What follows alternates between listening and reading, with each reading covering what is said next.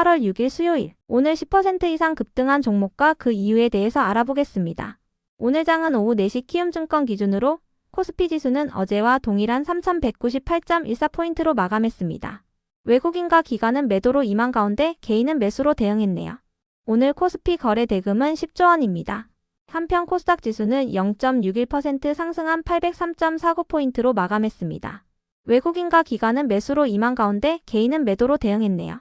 오늘 코스닥 거래 대금은 4조 원입니다. 그럼 본격적으로 오늘의 급등 종목들을 살펴볼게요. 오늘 10% 이상 급등한 종목은 총 15종목으로 코스피에서는 5종목, 코스닥에서는 10종목이 나왔습니다. 이 중 상한가 종목은 아센디오, 일정실업, 동일스틸럭스, 서메이지, 빌리언스 5종목이고요. 오늘 하한가 종목은 네이처셀 1종목이 있었습니다. 총 15개의 급등 종목들을 한데 모아서 테마별로 묶어보니 4개 테마로 나눠볼 수 있었어요. 그 외 나머지는 개별 이슈로 오른 종목들인데요. 먼저 1번 화장품 테마입니다. 화장품과 의약품 수출이 호조를 보이면서 올해 상반기 보건산업 수출액이 역대 최대 규모를 달성했습니다. 한국보건산업진흥원에 따르면 상반기 보건산업 수출액은 전년 동기 대비 13% 증가한 137억 9천만 달러를 기록했는데요. 화장품 부문의 경우 미국 시장을 중심으로 기초화장품 수출액이 크게 증가했다고 전해졌습니다. 한편 오늘은 화장품 기업이자 미용기기 기업인 APR의 2분기 실적 발표가 있었는데요. 전년 동기 대비 매출액은 110% 증가한 3,277억 원을 기록하고 영업이익은 201% 증가한 845억 원을 기록했어요. 매출액과 영업이익 모두 시장 추정치보다 각각 18%, 54% 높은 수치였습니다.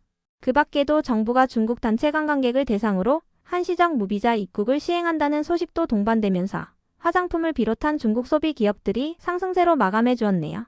정부는 침체된 관광산업에 활력을 불어넣기 위해 9월 29일부터 내년 6월까지 무비자 입국을 추진한다고 전해졌습니다. 이 중에서도 GFC 생명과학은 언론을 통해 동백나무에서 유래된 마이크로 리보액산이 피부세포에 작용하는 메커니즘을 규명하는 데 성공했다고 밝히면서 강세를 보였는데요.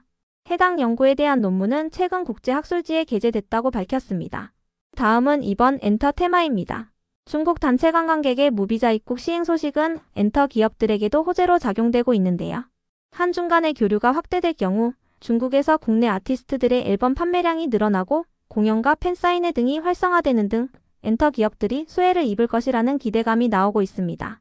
한편 IBK투자증권은 보고서를 통해 넷플릭스의 K-팝 데몬 헌터스가 흥행하면서 관련 음원들이 빌보드 차트에서 돌풍을 이어오고 있다고 밝혔는데요. 이러한 돌풍 속 최근 BTS와 블랙핑크도 활동을 재개하면서 지난달 엔터 4사의 음원 청취자 수가 큰 폭으로 상승했다고 밝혔습니다.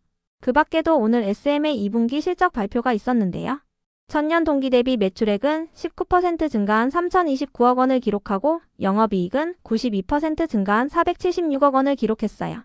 매출액과 영업이익 모두 시장 추정치보다 5%, 26% 높은 수치였는데요.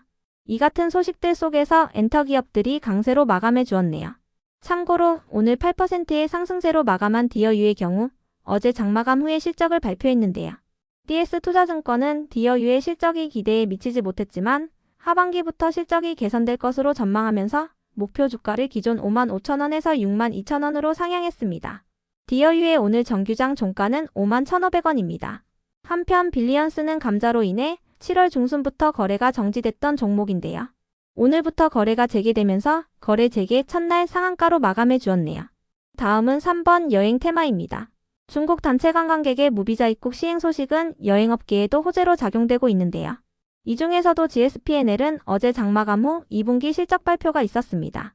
전기 대비 매출액은 18% 증가한 1,121억 원을 기록하고 영업이익은 24% 감소한 115억 원을 기록했어요.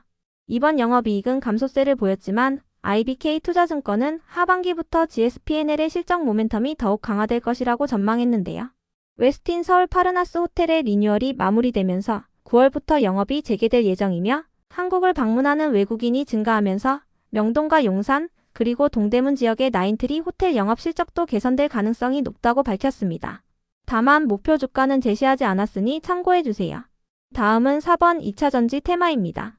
리튬 가격이 회복세를 보이는 가운데 에너지 저장장치 부문의 수주 기대감이 이어지면서 2차전지 기업들 일부가 상승세를 이어오고 있습니다.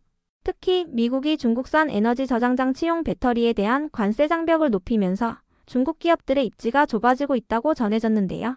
현재 미국으로 수입되는 중국산 에너지 저장 장치용 배터리에는 40%의 관세가 부과되는데 내년부터는 관세가 상향되어 총 58%의 관세가 부과된다고 전해졌어요.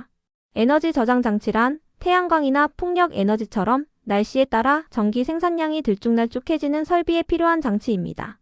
햇빛이 많은 날에는 남는 잉여 에너지를 저장해놨다가 햇빛이 없는 날에 꺼내 쓰는 식으로 활용하는데요. 미국이 중국산 제품에 대해 높은 관세를 부과하면서 국내 기업들이 시장 점유율 확대에 나서고 있다고 전해졌습니다. LG엔솔은 이미 북미 시장에 선제적으로 진출했으며 후발주자인 삼성 SDI와 SK온도 하반기부터 미국 시장을 토대로 적자를 해소할 계획이라고 하네요. 한편 어제 에코프로비엠이 2분기 실적을 발표한 부분도 2차전지 테마의 지속 호재로 작용되고 있는데요. 전년 동기 대비 매출액은 3% 감소한 7,797억 원을 기록하고 영업이익은 1,159% 증가한 490억 원을 기록했어요. 매출액과 영업이익 모두 시장 추정치보다 7%, 257% 높은 수치였는데요. 전기차용 양극재 판매가 증가하고 전동 공구와 에너지 저장 장치 수요가 늘어났으며 인도네시아에서 투자 관련 이익을 얻으면서 호실적을 기록했다고 전해졌습니다. 인도네시아에서의 이익은 니켈 재련소의 지분을 취득한 것에 대한 투자 이익으로 3분기에도 유효할 것이라고 설명했습니다. 이 같은 소식들 속에서 일부 2차전지 기업들이 강세로 마감해 주었네요. 이 중에서도 이수스페셜티 케미컬은 어제 장마감 후 852억 원 규모의 시설투자 공시가 있었습니다. 황화물계 전고체 전지 제조기업들의 상용화 계획에 대응하여 황화리튬 상업화 플랜트를 구축한다고 밝혔는데요. 이번 시설투자 금액은 이수스페셜티 케미컬의 자기 자본 대비 70%에 해당합니다. 메리츠증권은 해당 시설투자에 대해 이수스페셜티 케미컬이 고순도 황화리튬의 생산 원가와 기술 경쟁력을 확보했다는 해석이 가능하다고 밝혔는데요. 선제적 설비 투자에 대한 의사결정은 긍정적이며 기업 가치가 상향되는 요인으로 판단한다고 밝혔습니다. 이 같은 소식에 이수스페셜티 케미컬이 강세로 마감해 주었네요. 그 외 나머지는 개별 이슈로 오른 종목들입니다. 먼저 일정실업의 급등 이유는 파악되지 않았는데요. 일정실업은 장마감 후 시장 본부의 조회 공시 요구가 올라왔으며 답변 시한은 내일 오후 6시까지입니다.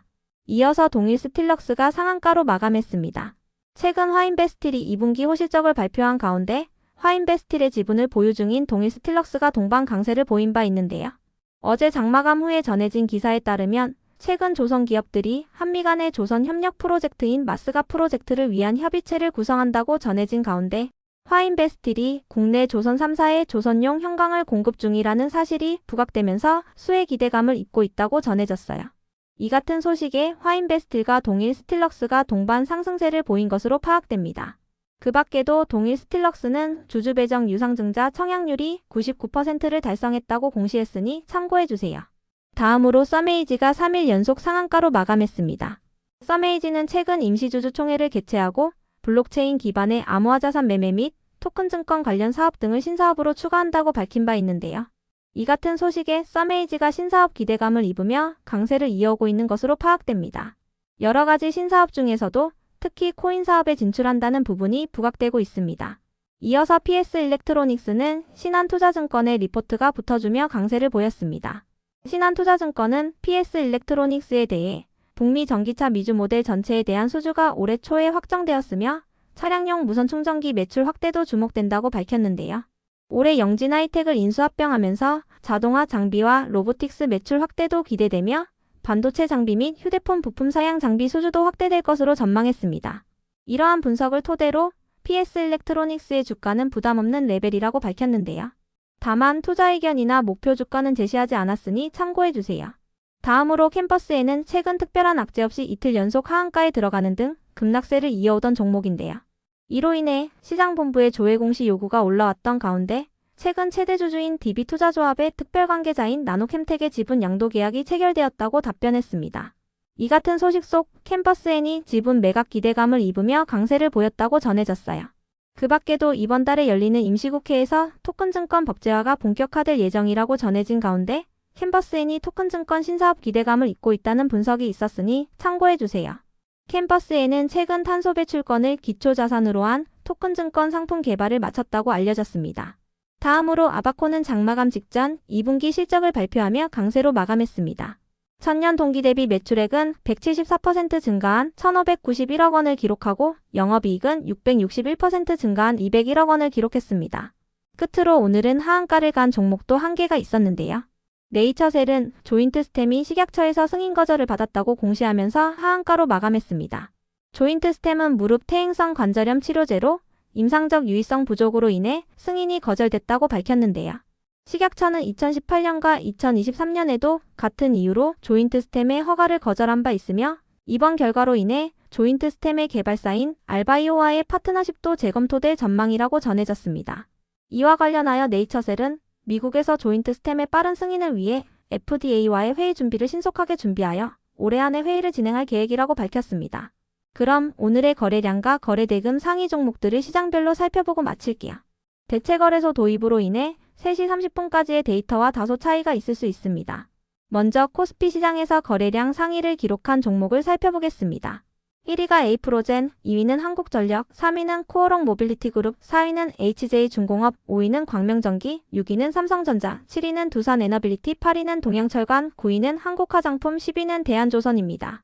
이 중 10% 이상 상승한 종목은 없었습니다.